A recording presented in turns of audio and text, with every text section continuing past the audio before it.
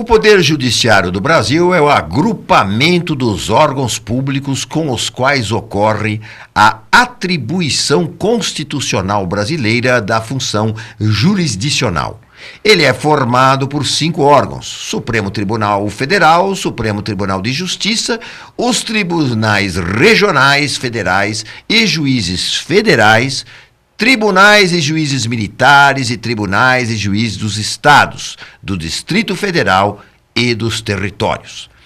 Assim, o Supremo Tribunal Federal, como os tribunais superiores, quanto o Tribunal Superior do Trabalho, o Tribunal Superior Eleitoral e o Superior Tribunal Militar, estão sediados em Brasília, capital do país, e jurisdicionam o Brasil inteiro. Hoje, no programa Questão de Justiça, com muita honra, o jurista com mais de 40 anos de experiência, o Dr. Quioche Arada, que é um dos nomes mais conceituados em direito tributário e direito financeiro na América Latina, autor de inúmeras obras jurídicas e professor de direito administrativo, tributário e financeiro, em diversas instituições de ensino superior. É especialista em direito tributário e ciência das finanças, membro da Academia Paulista de Letras Jurídicas, ex-procurador-chefe da consultoria jurídica do município de São Paulo. E para essa temporada, onde o jornalista Walter Cilione está afastado, estaremos contando com a presença da advogada e professora Paula Cilione. Muito boa noite, a doutora Paula. Ladies first, eu vou começar cumprimentando. Doutora, é um prazer tê-la aqui conosco mais uma vez. A senhora que é professora de Direito Constitucional nas faculdades Anhanguera. Exatamente. Então tá ótimo. E agora o nosso querido mestre, Dr. Quioche Arada, esse homem que a gente tem uma profunda admiração, admirado, aliás, por todo o meio jurídico, pelo seu douto saber, por tudo que já representou na vida jurídica, na história da jurídica do Brasil. É um prazer, Dr. Quioche, tê-lo aqui mais uma vez. Prazer é meu, Raul. Nós temos aí uma pauta, Dr. Quioche, mas quando a gente está com o Dr. Quioche, a gente tem que aproveitar a sua experiência e o seu conhecimento em todos os assuntos, ele que participa sempre de grandes debates. Antes de mais nada, doutor, eu queria que o senhor falasse um pouquinho da função do Supremo Tribunal, dessa insegurança jurídica, das divergências entre os ministros. Isso como é que acontece em outros países, principalmente em países de primeiro mundo, porque causa essa insegurança jurídica. Eu me lembro que o meu querido mestre de rádio, o eterno Samir Achoa, com o qual eu trabalhei 14 anos na Rádio Trianon e fiz vários programas de televisão, o Samir sempre falava uma frase que eu guardei. Ele falava assim: Raul, o juiz não é escravo da lei, como todo mundo fala, mas muitas vezes ele é obrigado a ser escravo da justiça. Como é que o senhor vê essa atuação do Supremo? Ele pode ser justiceiro, deve, não deve, essas divergências totais entre pontos de vista de ministros, mostra que nem sempre a lei deve ser seguida como ela realmente está escrita. Raul, de uns tempos para cá, o Supremo Tribunal Federal deixou de ser o guardião da Constituição. Tem a impressão que o Supremo está desmontando aos poucos os textos constitucionais naquilo que é mais importante para o cidadão, que diz respeito a direitos e garantias individuais protegidos em nível de cláusula pétrea. Isto é, nem o poder reformador, o Congresso Constituinte, poderá alterar aqueles direitos fundamentais. As causas são várias, não é?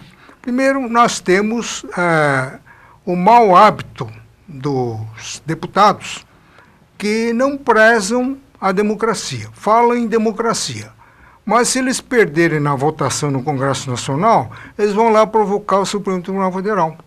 Levam uma questão política para a Corte decidir. E a Corte começa a decidir politicamente, porque uma matéria que eles levaram é de natureza eminentemente política. Aí é a chamada judicialização da política.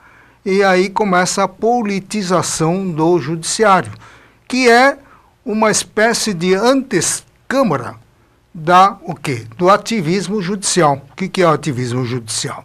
É substituir as normas legais ou constitucionais em vigor por normas que eles acham que é melhor. Quer dizer, o judiciário, pelo sistema constitucional vigente, jamais poderia ser um legislador positivo. Isso é função do Congresso Nacional. Só legislador negativo. Isto é, diz, esta lei não se pode aplicar porque fere a Constituição, mas não pode dar uma de legislador positivo como eles estão fazendo. Então, uma das causas é isso daí. Os próprios membros do poder legislativos estão dando ensejo para o Supremo Tribunal Federal avançar na seara de outro poder. De tal forma que o artigo 2º, que fala da harmonia e independência dos poderes, ficou uma letra morta. O Supremo virou agora um superpoder. O Executivo é controlado pelo Legislativo e Judiciário. O Legislativo é controlado, de certa forma, pelo Executivo, que pode vetar, e pelo Judiciário. Mas quem controla o Poder Judiciário? Aí eu pergunto, dá uma emendada, justamente na questão que todo mundo mais discute, essa questão da prisão em segunda instância. Está lá na Constituição que só pode ser feita a prisão em segunda instância após o transitado em julgado, ou seja, quando não cabe mais os recursos. Porém, alguns ministros entendem que não, que a prisão em segunda instância, né, que inclusive é o que levou o ex-presidente Lula à cadeia, no momento que ela recebe uma condenação por colegiado, já é o suficiente para se prender em segunda instância. Outros ministros entendem exatamente que não, que só pode após ter o último entendimento. O que acontece? Foi mal escrito esse capítulo da Constituição ou as interpretações, ou deram margem a essas duplas interpretações? Na verdade, todo direito é dinâmico, né? A sociedade é dinâmica, não é? Os fatos mudam. Quando foi inserido no texto constitucional de 46, presunção da não culpabilidade, que a doutrina chama de presunção de inocência, na verdade o texto fala em presunção de não culpabilidade. Nenhum processo criminal levava 20 anos, 30 anos, como está levando agora. Não é? Então, tem que ser interpretado em termos. Não pode ser radical para dizer que tem que prender qualquer condenado em segunda instância. E também, do outro lado, dizer que enquanto não transitar em julgado, a decisão condenatória não pode prender. Depende, tem que examinar caso a caso. E tem que examinar dentro da ordem jurídica global e não interpretar esse texto constitucional que você está falando de uma forma isolada. Não é? Então, qual os recursos cabíveis depois de uma decisão do Tribunal Regional Federal ou de um tribunal local? É o recurso especial e o recurso extraordinário. Só que recurso especial e recurso extraordinário, julgados respectivamente pelo Superior Tribunal de Justiça e Supremo Tribunal Federal, não discute matéria fática. Tem até súmula, barram o conhecimento do recurso se houver controvérsia de natureza fática. Só discutem o direito. Ora, no caso aventado do presidente Lula, a decisão foi prolatada no plano exclusivamente fático. Aquela descrição que o promotor fez restou comprovado documentalmente por oitiva de testemunha estada. Não se discutiu matéria de direito. Não se alegou que o crime foi mal capitulado. É artigo X e não artigo Y. Isso não foi discutido. Então, foi comprovado na primeira e na segunda instância que o crime que foi imputado ao acusado, aconteceu. E a autoria também está comprovado. Não há qualquer discussão. Então, pergunto eu, que tipo de recurso cabe? Há um trânsito em julgado material, que é diferente do trânsito em julgado informal, que implica esgotamento de todos os recursos previstos na lei processual e na Constituição Federal. Então, se ele for com recurso especial no Superior Tribunal, eu não cometi o crime, o ministro vai dizer, não, nega o conhecimento, porque aí envolve revisão de prova, matéria fática, entendeu? Também não fui eu. Também está provado que foi o senhor, e não sua esposa ou qualquer outra pessoa. Então, não tendo matéria de direito a ser discutido, cabe prisão em segunda instância sem ferir aquele preceito constitucional que prevê a presunção de não culpabilidade. Agora, essa presunção de não culpabilidade morreu de forma definitiva, porque nenhum outro tribunal poderá dizer que aquele crime não aconteceu e, se aconteceu, o acusado não é o autor. E aí isso não muda. Então, houve trânsito em julgado formal. Agora, se a defesa tivesse dito, não, o meu cliente cometeu esse crime que vocês estão falando, só que a tipificação não é esse artigo. É um outro artigo do Código Penal que prevê uma pena menor. Entendeu? Se o tribunal afastar essa alegação, não. O crime que foi cometido é aquele que está apontado pelo órgão ministerial, e não esse que o advogado de defesa está apontando. Aí cabe recurso extraordinário. Aí não pode prender.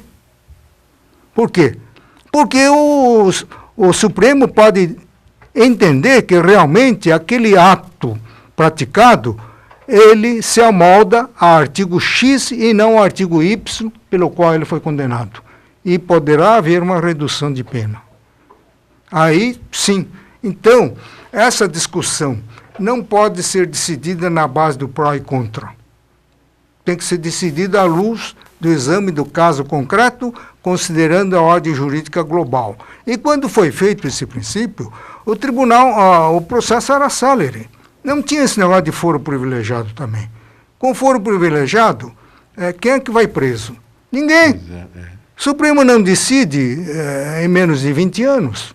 Entendeu? Até lá já prescreveu tudo. E aí, no caso, doutor Quiocha, é claro que isso tem que ser mudado pelo Congresso.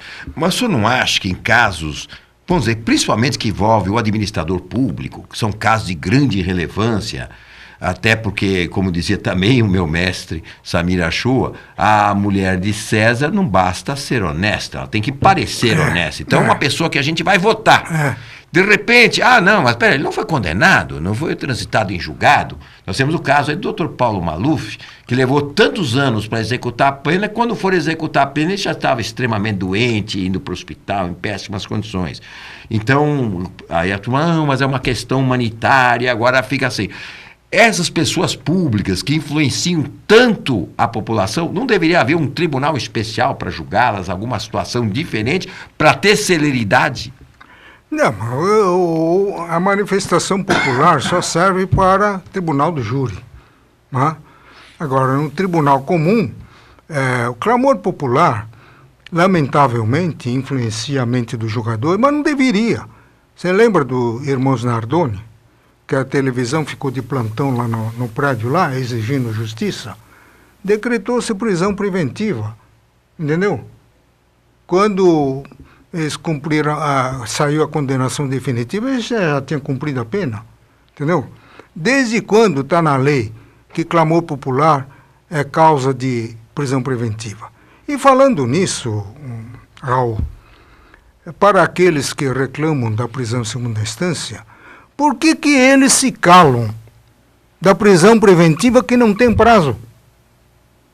Tem gente que não tem nem condenação em primeira instância, está na fase de inquérito policial, estão presos preventivamente por 5, 6, 10, 15 anos, e ninguém fala nada. Não se aplica, ao meu ver, aplica-se com muito maior razão a presunção de não culpabilidade daquele que está sendo apenas investigado pela polícia, não tem nem decisão condenatória de primeira instância. Então há uma incoerência terrível nesse debate, feito inclusive por especialista em direito, o que é de estarrecer, entendeu? Ninguém fala nada. Eu escrevi um artigo denunciando, por que você não discute aí a prisão preventiva aí, em que as pessoas estão apodrecendo na cadeia, sem ter nenhuma condenação? Agora, isso daí não fere o princípio da presunção de não culpabilidade. Não é? Isso é um absurdo.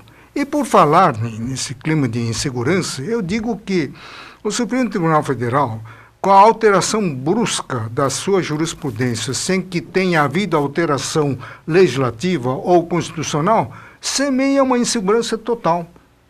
Eu não sei o que fazer, porque eu não sei o que está na cabeça dos juízes, dos ministros, mas eu sei o que está na lei, que a vontade da lei não muda. Mas o que está na cabeça do magistrado, isso ele pode pensar assim hoje, amanhã ele pensa diferente, entendeu? Então ninguém dorme com segurança. Bom, em função de destinatário dessa norma, não é? Estão falando em colocar em pauta para decidir definitivamente se pode ou não pode prender em segunda instância. Meu Deus do céu! Em 2016, a Corte já decidiu definitivamente. Essa é uma questão sepultada. É uma questão que já está encerrada. Não importa se foi por maioria de voto ou foi por unanimidade. O certo é que o Supremo Tribunal Federal decidiu de forma definitiva que prisão em segunda instância é constitucional. Acontece que aquela Corte perdeu o sentido de colegialidade. Cada ministro vota desafiando o colegiado, decisão do plenário.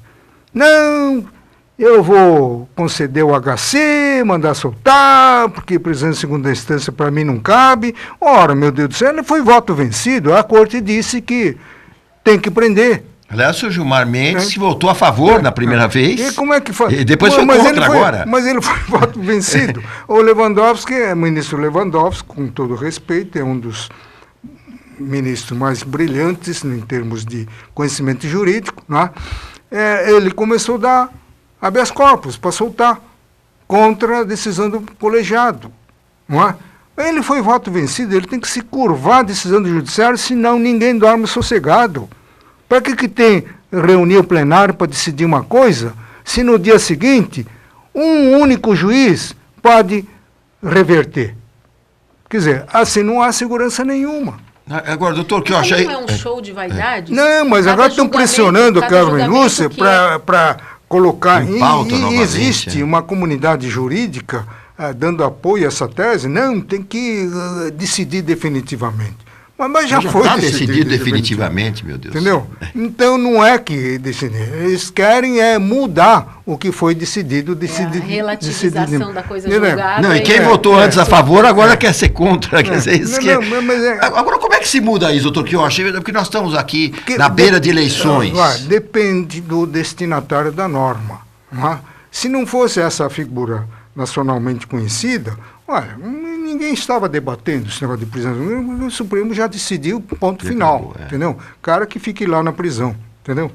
Mas, dependendo da pessoa, a pessoa, apesar de preso, comanda as diretrizes do partido, né? Então, tem um poder para reverter a decisão da Corte Suprema, entendeu?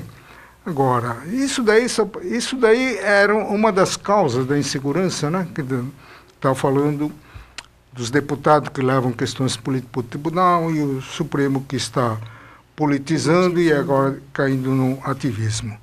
Agora, outro fator de insegurança é a legislação casuística, não é? Nós estamos toda hora pressionados com tributos caros. Tanto é que eu escrevi. Brasil é o país de tributo mais caro do mundo para financiar a maior corrupção do planeta. É verdade. As normas tributárias, as leis já nascem confusas, lacunosas, defeituosas, duvidosas. Já me disse um deputado na audiência pública que eu fui fazer, apresentei um projeto de lei bem claro. Eu falei, professor, isso está muito claro, não é? Isso acaba com dúvidas, incerteza, isso não vai passar no Congresso. Nem vou colocar isso daí no Congresso, não vai passar. Entendeu? Então, eu só perguntei isso aqui. Então, isso daí é por quê? é para gerar confusão mesmo, gerar dúvidas, incerteza, que vai parar no judiciário, ficar para calendas gregas, entendeu? Então não vamos mudar isso? Eu pergunto para o senhor, como agora nós estamos em vésperas de eleições, nós vamos ter novos deputados, novos governadores, o presidente da República. Vai haver, que haja, vamos dizer, um presidente que entre e fale, eu quero mudar isso aqui. Ele consegue fazer alguma mudança? Ele consegue mudar algo que, inclusive, em segurança jurídica, é matéria de Congresso. Isso aqui, ele consegue, um presidente da República, fazer alguma mudança de alguma coisa? Por melhor intencionado que ele seja? Com esse sistema de governo que tem, nós temos 30 e tantos partidos e 28 no poder. Tem um deputado que é líder de si próprio, né? Mas o voto de liderança dele vale quanto do líder do PSDB ou do PMDB. Que tem muito mais deputados. Então aquilo, e está cheio de corporativistas, né? Tem um corporativismo do MP, tem um corporativismo da igreja, tem um corporativismo do funcionário público, 143 deputados. Como é que vai emplacar a reforma previdenciária que o Temer mandou? Vai igualar a aposentadoria dos funcionários públicos, que ganham 35, 37 mil reais por mês, com a aposentadoria dos trabalhadores em geral, que ganha 5 mil e alguns quebrados. Não vai passar, entendeu? Gastou-se uma montanha de dinheiro para tentar azeitar, despertar boa vontade dos deputados, que eles foram lá se beneficiando com esse impasse da vota, não vota, passa, não passa. Fizeram tantas emendas lá, não é?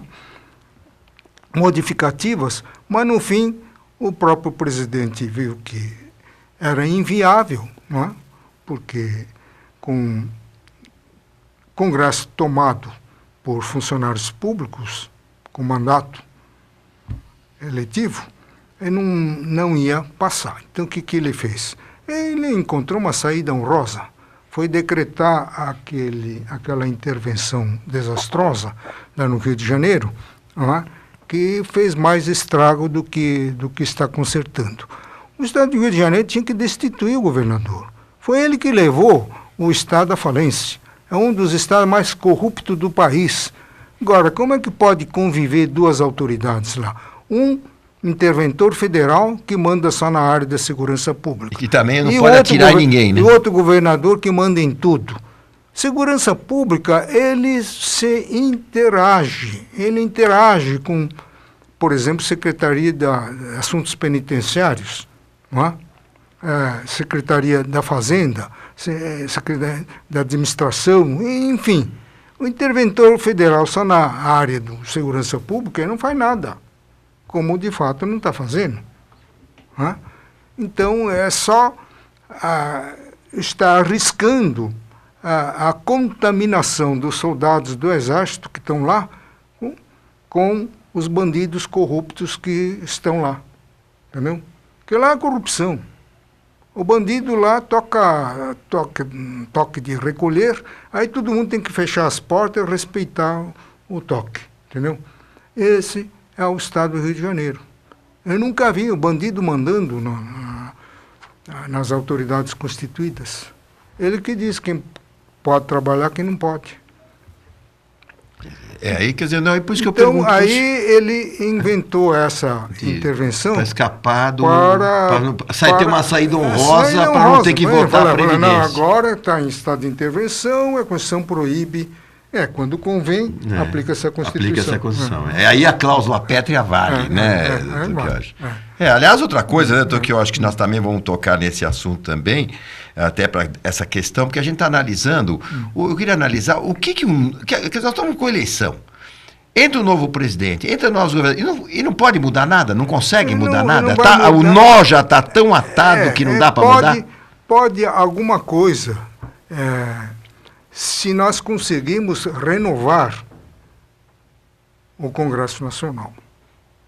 Se aparecer candidatos não fisiologistas, não egoístas, que pensam só nele, que pensam um pouquinho no povo, pense no interesse público, aí ele vai deixar de ser chantagista lá no Congresso, vai abandonar o mercado de balcão de negócios e vai tratar de coisa pública. não é? O que é difícil de acontecer, mas pode acontecer. Não é? Se isso acontecer, o presidente poderá implementar as reformas estruturais de que o país precisa com urgência. Não é? E hoje eu estava lá debatendo no Conselho Superior de Direito da FEComércio, e dizia que os deputados têm instinto de sobrevivência. Quando eles acharem que deixar como está vai acabar com a vida deles, eles vão fazer as reformas. Pode ser. Então, renovando o Congresso, pode inclusive mudar o cenário do Supremo Tribunal Federal. Ele, a pedido do Supremo Tribunal Federal, o Congresso não votou a toque de caixa, PEC da Bengala. Exato. Quando é um interesse rápido, né? Entendeu? PEC da Bengala. Jato, assim, não abrir e fechar os olhos. Muito mais fácil aprovar uma PEC do que aprovar uma lei complementar. Não é? Então, esse Aliás, novo o país Congresso, é governado há muitos anos por medidas provisórias, né? Verificando que vários dos seus membros estão amargando com as decisões, com as interferências do Supremo Tribunal Federal, pode pegar essa bengala e dar na cabeça dos ministros. Pode. Aliás, o professor Ives Gandhi sempre fala, quando há confronto de poderes, o artigo 142 da Constituição Federal permite que o poder atingido convoque as Forças Armadas para restabelecer a lei e a ordem. Não? Por que poderiam fazer isso?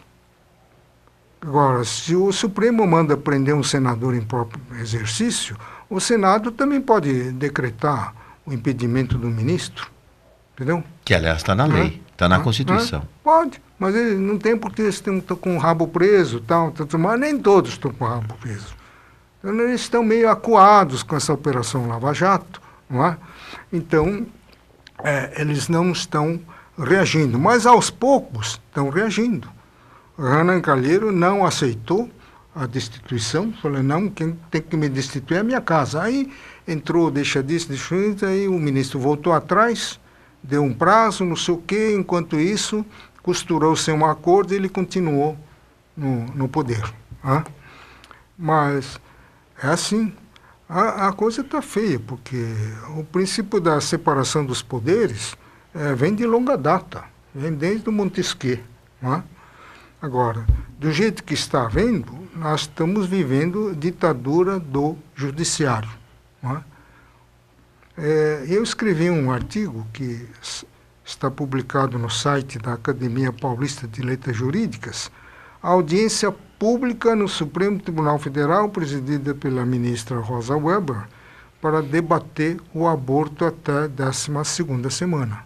Eu ironizei, por que não até a 15ª semana, ou 6ª semana, por que até a 12ª semana? Não, e isso é matéria do Judiciário ou é matéria do Congresso? Mas é evidente que é matéria do Congresso, para subsidiar uma eventual reforma constitucional, não por via de emenda, porque proteção do direito à vida está na Constituição Federal protegida em nível de cláusula pétrea. Então o poder reformador não pode mudar isso.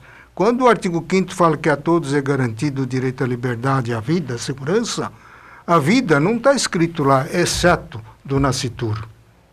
Está lá a vida. Vida extrauterina ou vida uterina. Bom, nós vamos para um rápido intervalo e já nós voltamos com a segunda parte, segundo bloco do Questão de Justiça, hoje com a presença do emérito professor Quio Charada, grande mestre, que nos deixa aqui as suas colocações sempre brilhantes. Vamos ao intervalo e a gente volta já.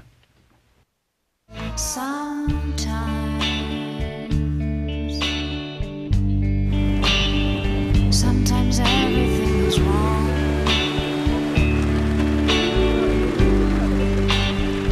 Now it's time to sing along.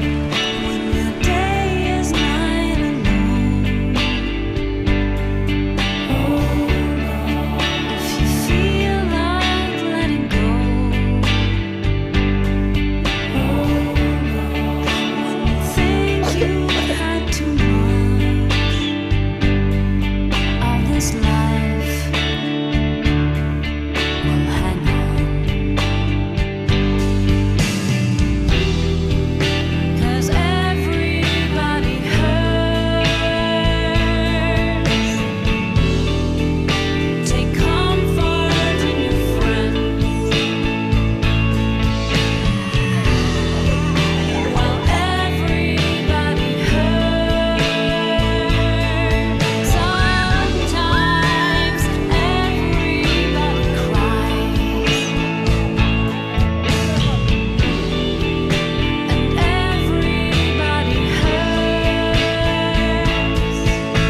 hold on.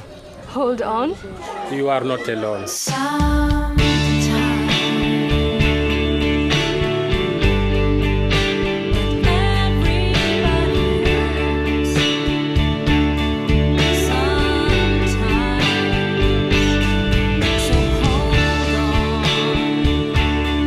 Hold on. Hold on. Hold on.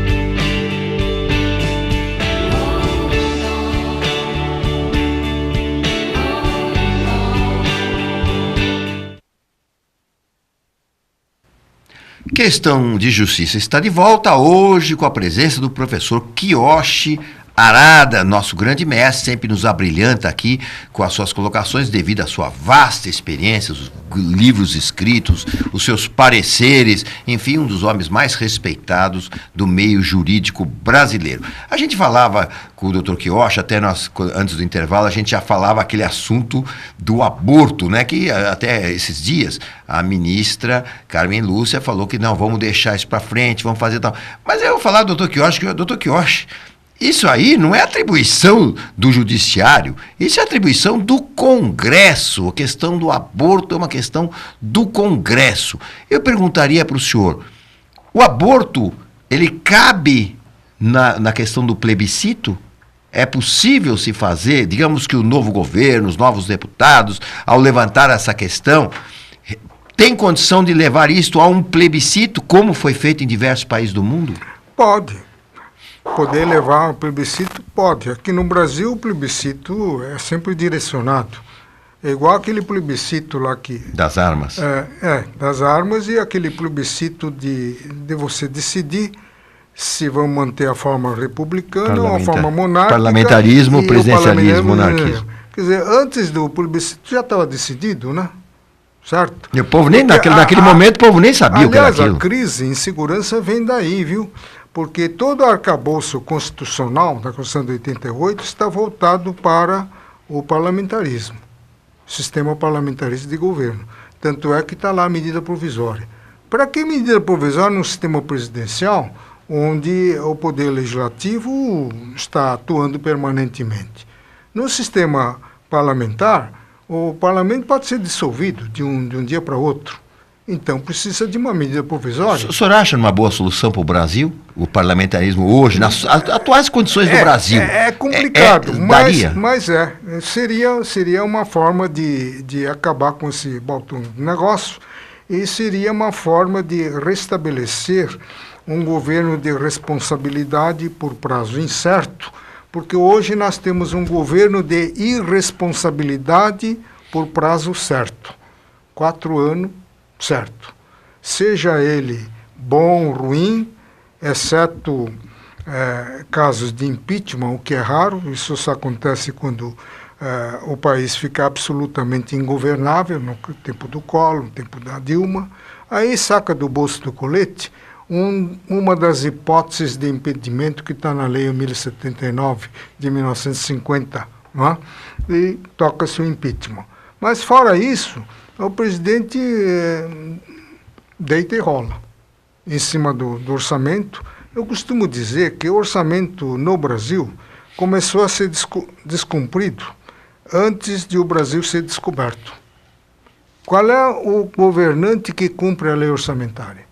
Se cumprisse, não poderíamos ter 182 bilhões de déficit primário e 400 lá vai pedrada de déficit nominal, entendeu? Então ninguém cumpre a lei orçamentária. Aquilo lá é só para enfeitar, para inglês ver, não é? A lei de responsabilidade fiscal, que veio para pôr cobro a essa gestão temerária, gestão financeira irresponsável, também não está sendo aplicado, não está sendo ignorado. E veio à luz por imposição de organismos internacionais como o FMI, entendeu? Ou vocês fazem uma lei, ou então nós fechamos a torneira aqui do crédito, entendeu? Então o Brasil foi obrigado a fazer a lei. E a Argentina não fez, amargou lá um bom par de anos lá, sem recursos externos, né? Aí eu vou emendar para o senhor a pergunta, é o seguinte: novos governadores e um novo presidente da República daqui a alguns meses. Aí eu pergunto para o senhor, todos agora na campanha política, eu prometo que eu vou fazer mais escola, mais hospital, vou resolver o problema da saúde, da segurança, vou melhorar o salário das polícias, vou fazer isso aqui. Governadores e presidente da República. Eu pergunto, principalmente aqui em São Paulo, vamos falar aqui de São Paulo, que o senhor conhece profundamente o orçamento aqui de São Paulo. Um governador eleito terá margem de manobra? Qual a ginástica que ele vai ter que fazer, uma vez que grande parte do orçamento já está comprometido com o funcionalismo público, com as despesas da máquina estatal. Sobra pouca margem de manobra. Como é que um governante, um governador novo poderá fazer isso por São Paulo para mudar alguma coisa? Olha, se vai piorar ou vai melhorar, vai depender muito do resultado dessas eleições. Dependendo da pessoa que for eleita, não vai curar essa bagunçação de uma hora para outra, mas pode apontar uns caminhos de recuperação da austeridade no trato com as coisas públicas, parando, por exemplo, com a expansão da máquina administrativa, principalmente despesa de pessoal, não é? E diminuir drasticamente os cargos em comissão, não é? Quem quiser trabalhar na vida pública, que faça um concurso, não é? Então, aquilo que os militares trouxeram, cargo em comissão, porque eles não estavam acostumados a administrar o país e precisavam trazer elementos de confiança, a ditadura passou e o cargo em comissão continuou. Quer dizer, quadruplicou, quintuplicou, entendeu? Hoje, segundo, terceiro, quarto, quinto escalão, tudo nomeado. O funcionário concursado, ele fica lá no sexto escalão para ser mandado por um curioso que nem sabe onde fica a sua cadeira. Esse comissionado nem sempre o que deveria ser um técnico ou um homem qualificado. Então, esse ele não tem controle hierárquico, porque ele tem um único patrão, é aquele que indicou, aquele que botou ele lá. É o QI, então, famoso QI. Então o chefe imediato, o chefe superior hierárquico não controla. Então todos os casos de corrupção, você pode ver, não é um funcionário de carreira. Dificilmente você vai encontrar funcionário de carreira, por exemplo, flagrante. Tudo comissionado, entendeu? Então, dependendo de que for eleito, ele pode fazer uma limpeza nesse sentido e reverter esse brocardo latino que diz que o brasileiro trabalha para pagar a folha e pagar os juros. Mais nada.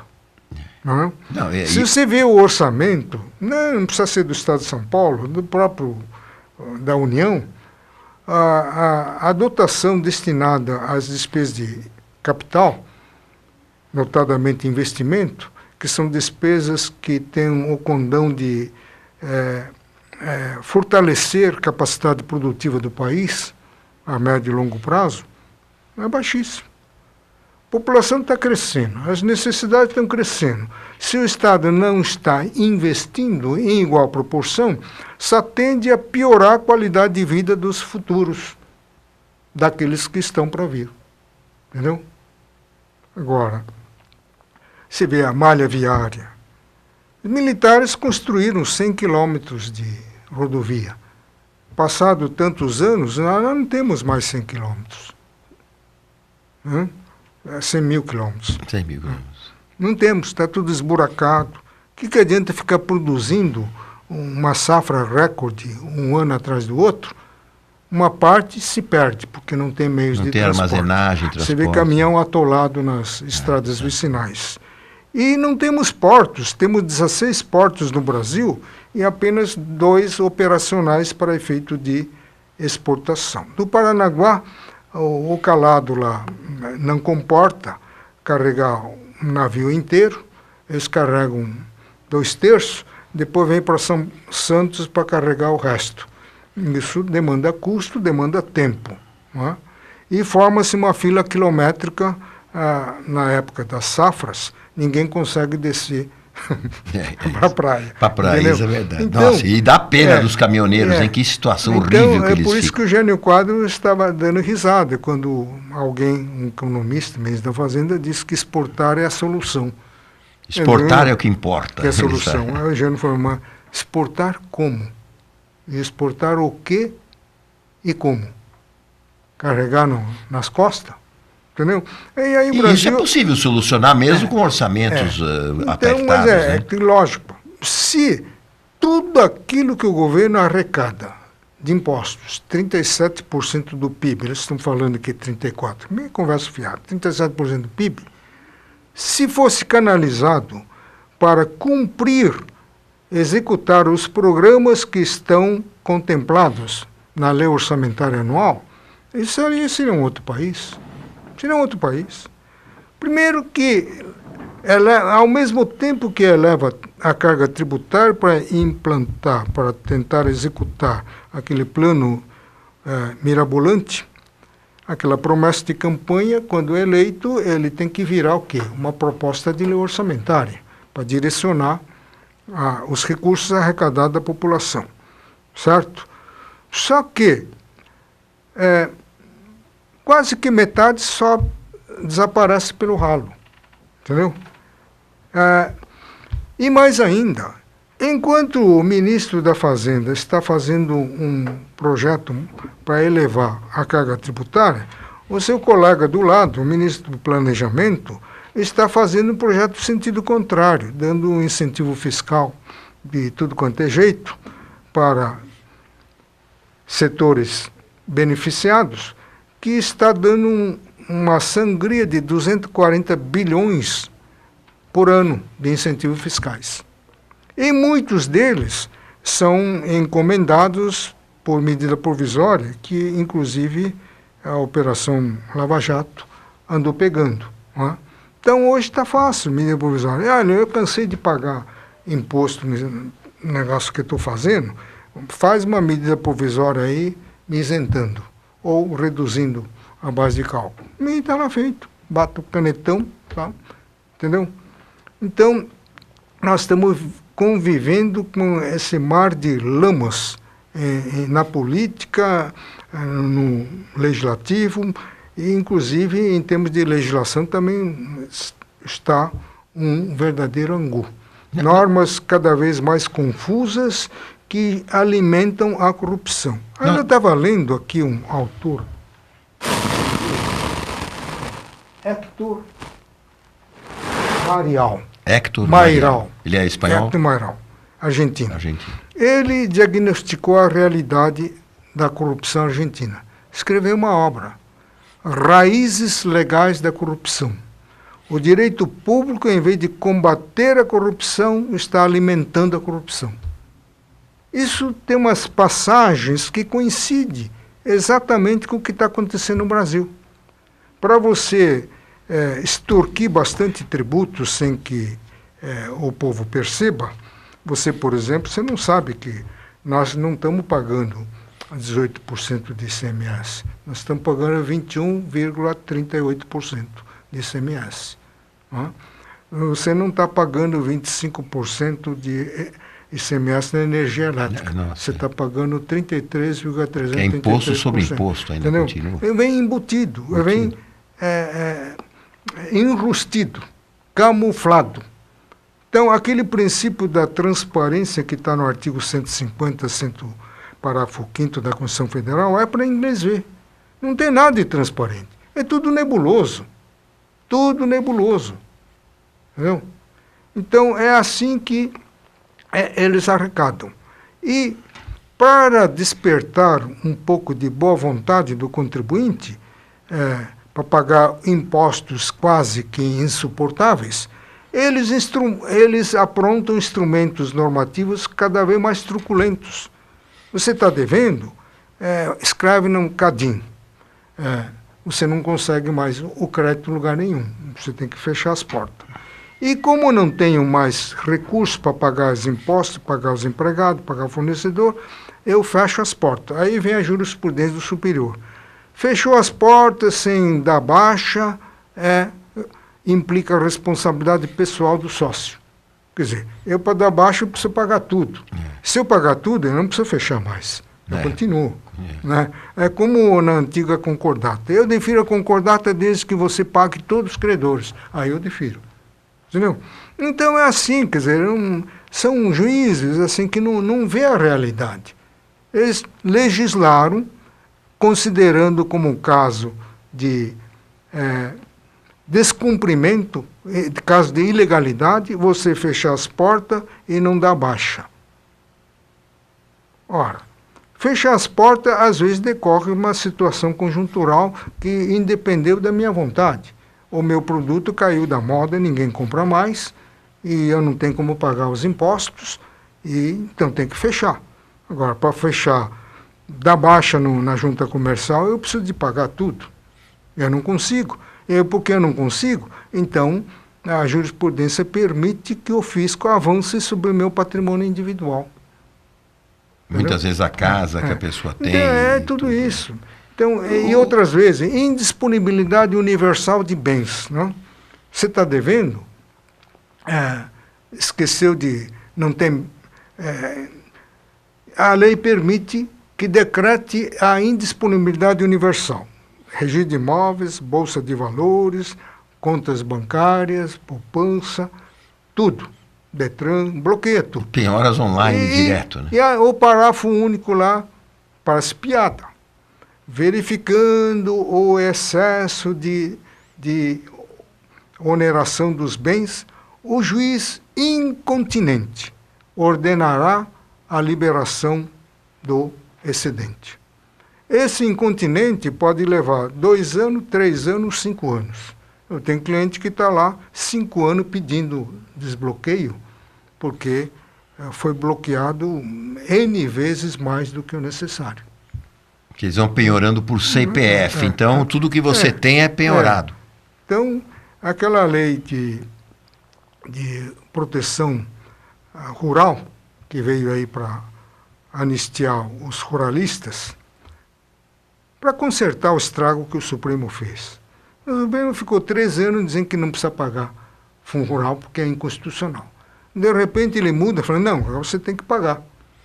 E pagar com efeito retroativo. Pagar o atrasado. Bom, aí o que fez o Congresso? O Congresso botou uma lei, uma espécie de anistia parcial. Dentro dessa anistia parcial, para compensar o dinheiro que não vai entrar por conta da anistia, ele está sugando dos contribuintes normais. Botou lá um instrumento de truculência que permite uma espécie de execução administrativa, sem interferência do judiciário. Que o administrador vai lá, pega seus bens, bloqueia, entendeu? E depois de tudo pago, que eles pensam em ajuizar a execução fiscal.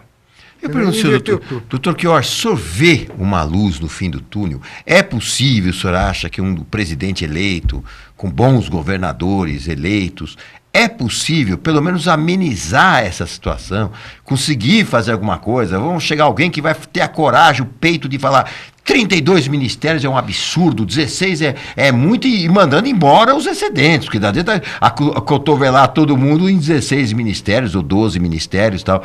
Realmente tirar esses cargos de comissão que pouco interessam, que são tudo apadrinhados políticos, não técnicos que são necessários. Enfim, alguém vai ter este peito, esta coragem de fazer isso?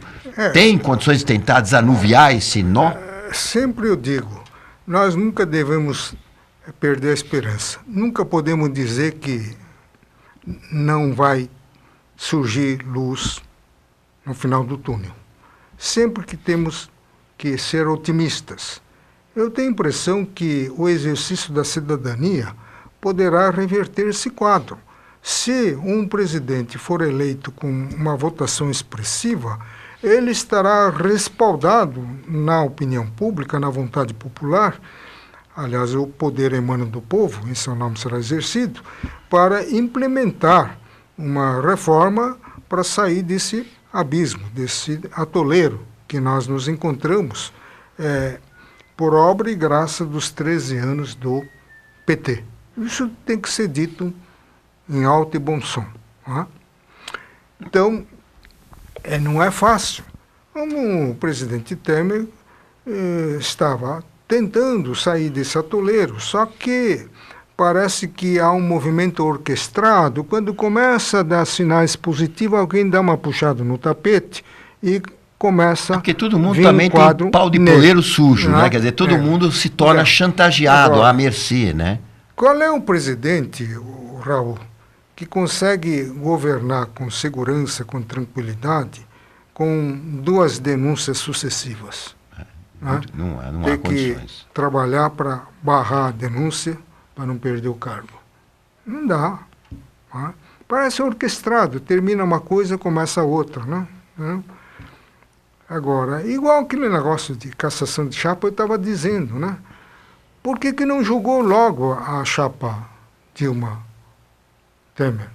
Por que não julgou logo? Não, deixou primeiro acabar o impeachment, aí sossegou, aí começou a fustigar novamente, criou um impasse novamente, um clima de insegurança, com um negócio de caça não caça, e acabou prevalecendo a não cassação por um voto. São decisões políticas, todas, né? Parece que tem uma fila de pessoas para sabotar o funcionamento normal das instituições, entendeu? Se não é o executivo, é o legislativo, ora é o judiciário, entendeu? Com o apoio de uma mídia que realmente gosta de ver o circo pegar fogo, né? Então, esses 2 dias que o presidente ficou fora, a ministra Carmen Lúcia assumiu a presidente da República. Ela é uma excelente jurista, profundo conhecedor do direito, pessoa honrada, não é?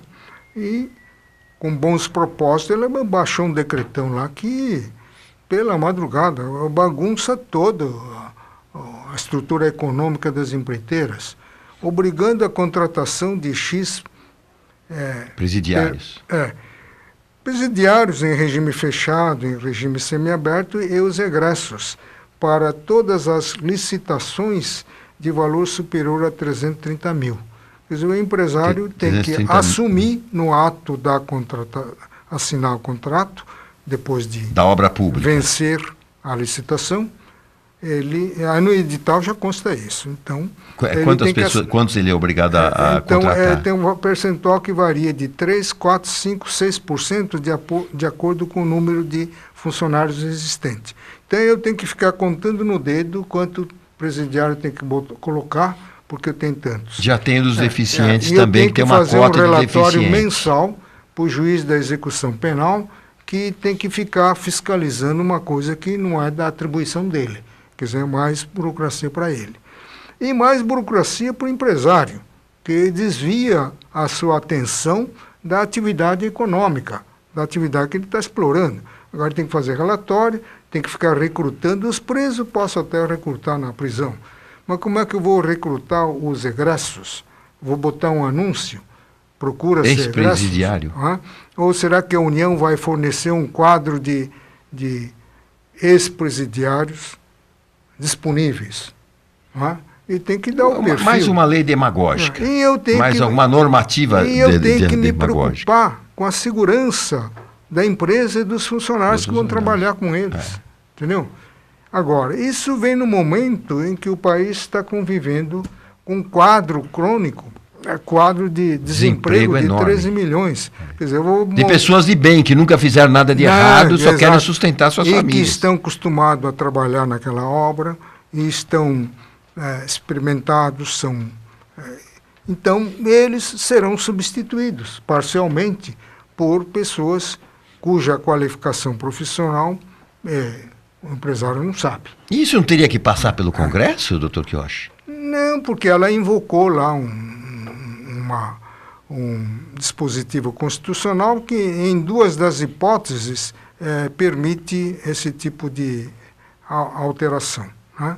Isso é para tirar o preso da prisão lá, no caso. Mas, a rigor, mesmo que ela tenha invocado aquilo lá está voltado mais para o setor público. Só que o destinatário da norma não é um agente público, é o agente produtor de riqueza, é o empreiteiro de obras. Então, me parece que passou por cima daquele princípio que ninguém é obrigado a fazer ou deixar de fazer, senão em virtude de lei. Agora, existe uma lei que fala em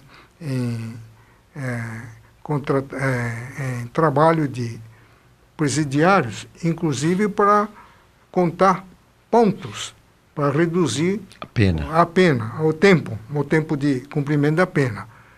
Mas isso, a meu ver, não autoriza a obrigar as empreiteiras de obras públicas a fazer esse tipo de contratação, entendeu? Então, isso daí é mais uma interferência, na vida na vida privada, né, então, doutor? Com isso e outras coisas, que o Brasil está perdendo competitividade, o sistema tributário caótico, caro, inseguro, mais a legislação trabalhista, que agora melhorou um pouco, porque antes, se o patrão olhasse feio para o empregado, ele já ajuizava a ação na justiça. Hoje fica caro para ele, né? Agora fica caro. Então, essa parte melhorou, mas a parte tributária permanece, é a insegurança jurídica, que é a mais importante, está afugentando o capital estrangeiro. Nós estamos perdendo para Paraguai, estamos perdendo para Peru. E o próprio capital nacional está buscando um porto seguro lá fora. Entendeu? Quer dizer, segurança jurídica é tudo. É tudo. E a segurança jurídica decorre das leis estáveis. Não uma lei que muda da noite para o dia. Inclusive demagogicamente. Uma lei estável com um sentido de perenidade. E claras. Por quê? Eu sei, pelo texto legal, o que o poder político do Estado pode fazer contra mim e o que ele não pode fazer. Agora, se a lei não é aplicada ou é interpretada de forma subjetiva, como está sendo, não é? Eu não tenho como prever. Eu perco toda a previsibilidade e, com isso, perco a segurança jurídica. Bom, tá aí, pessoal. Infelizmente, estamos chegando ao fim do programa. É sempre uma alegria, uma honra ouvir as aulas, as palestras do professor Quioche Arada, que a gente todos nós temos em alto conceito. Vocês viram a coerência, o conhecimento, a profundidade do professor, a quem a gente agradece mais uma vez essa maravilhosa palestra, muito mais até mesmo do que uma entrevista. E eu vou ficando por aqui, desejando a todos que estejam um ótimo fim de noite, fim de dia, que seja lá o horário que estivermos sendo apresentados. Hoje, com a globalização, nós estamos em vários horários e em várias partes do mundo, né? Muito obrigado. Mais um Questão de Justiça fica por aqui. Obrigado.